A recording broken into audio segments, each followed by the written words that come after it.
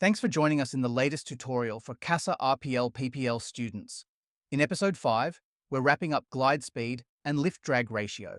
If you missed the earlier tutorials on this subject, we recommend starting from episode 2. Let's get started. Flight mechanics. After an engine failure, the pilot must decide what is more important: achieving a greater glide distance or staying in the air longer. These two factors are independent. Greater glide distance does not automatically result in more time in the air.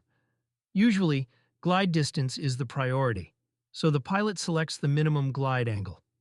However, in situations where glide distance is less critical, it is better to have more time to prepare for an emergency landing. In such cases, the minimum descent rate is chosen. Let's analyze a situation.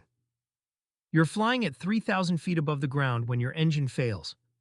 At your best glide speed, the aircraft's rate of descent is approximately 500 feet per minute. How long, in minutes, will you be able to glide before touching down? Select the button to see the answer.